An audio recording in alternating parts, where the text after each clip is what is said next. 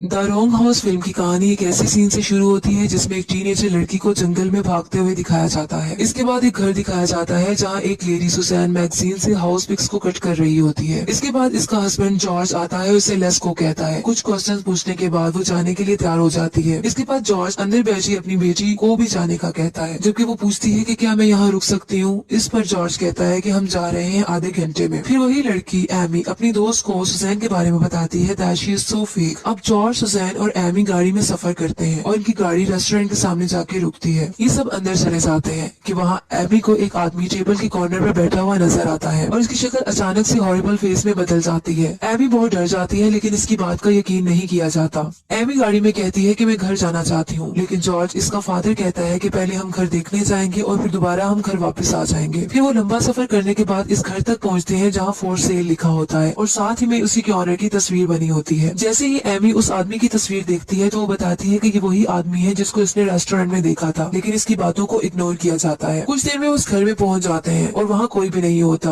वहाँ एक स्पीकर होता है जिसमें से वेलकम की आवाज आती है और ये भी स्टेटमेंट बोली जाती है कि आप फ्रीली इधर उधर जाकर घर देख सकते हैं, और कहा जाता है कि स्पीकर के बटन को प्रेस करके वो इस अजीम जगह के बारे में जान और सुन सकते हैं। कुछ देर में वहाँ एक जीप आती है जिसमें एक दूसरी फैमिली होती है जो कि पहले ही इस घर को देखकर जा चुकी होती है। दोनों फैमिलीज का इंट्रोडक्शन होता है। इसके बाद जॉर्ज की फैमिली गाड़ी में बैठकर चली जाती है जंगल की तरफ। जैसे इनकी गाड़ी जा रही होती है कि इनके सामने एक लड़की आती है और जमीन पर गिरकर जख्मी हो जाती है। ये सब उतरकर उसको देखते हैं और पूछते हैं कि क्या वो ठीक है। इसके मुंह से खून बह रहा होता है और मुंह से अजीबोगरीब आवाजें निकालती है और बहुत ही मिस्टीरियस वे से अपने हाथ से एमी के चेहरे को भी टच करती है। इमीडिएटली सेकंड फैमिली की भी जीप पीछे से आ जाती है और इन सबको अपनी गाड़ी में बिठाकर ले जाते हैं। सब दोबारा इस घर के सामने चले जाते हैं जहाँ फॉर सेल लिखा होता है।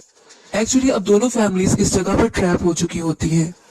अब वो गाड़ी से यहाँ से निकलने की कोशिश करते हैं, लेकिन गाड़ी इस घर के सामने आकर रुक जाती है। तो दूसरी फैमिली का हेड अंदर जाने का कहता है और अंदर जाकर स्टे करने का बोलता है, जबकि उसकी वाइफ कहती है कि बहुत बैड आइडिया है। एमी बताती है कि ये स्ट्रेंज लड़की अंदर नहीं जाना चाहती। एमी का फादर जॉर्ज कहता है कि तुम्हें डरने की जरूरत नहीं, हम यहाँ इकट्ठे होंगे। कुछ देर में वो इस घर में चले जाते हैं और अंदर बहुत ही डार्कनेस होती है। इस स्ट्रेंज लड़की को अपस्टेयर्स में विंडो पर एक आदमी नजर आता है जो कि एक बच्चे का मुंह छुपाए हुए होता है। उसने उस बच्चे के मुंह पर हाथ रखा होता है। उसके पास सुजैन बताती है कि स्ट्रेंज लड़की को फीवर हो गया है। अगली सुबह स्पीकर से आवाज आती है वेलकम की और सेम स्टेटमेंट को रिपीट किया जाता है। इस पर सबकी आंख खुल जाती है और वो देखते हैं कि वो स्ट्रेंज लड़की गायब होती है। फिर वो विंडो से बाहर एक आदमी को देखते हैं जो अपने डॉग के साथ होता है। दूसरी फैमिली का हेड सबको लेकर बाहर जाता है, लेकिन वो गायब हो जाता है। कुछ देर में वो अंदर आते हैं तो स्ट्रेंज लड़की मिल जाती है। इस सीन में ये जाहिर होता है कि इस स्ट्रेंज लड़की की जुबान कटी हुई है। एक महीना गुजर जाता है। सेकंड फैमिली की लेडीज फाइट कर रही होती है कि इसे विंडो के बाहर एक बच्ची नजर आती है जो कि हकीकत में इसकी अपनी मरी हुई बेटी होती है। इसके अलावा ये भी दिखाया जाता है कि जो इनका बेटा, सेकंड फैमिली का जो बेटा होता है और बैसाखियों की मदद से चलता है, वो अब उसकी रिकवरी हो रही होती है। सेकंड फैमिली के बेटे का नाम जैसन होता है। वो एमी के साथ घर से बाहर जाता है, जबकि जाने से पहले जैसन का बाप इसको रिवॉल्वर दे देता है ताकि वो अपनी प्रोटेक्शन कर सके। जैसन एमी के साथ होता है कि एमी को विंडो में से एक छोटा बच्चा नजर आता है। वो जल्दी से घर की तरफ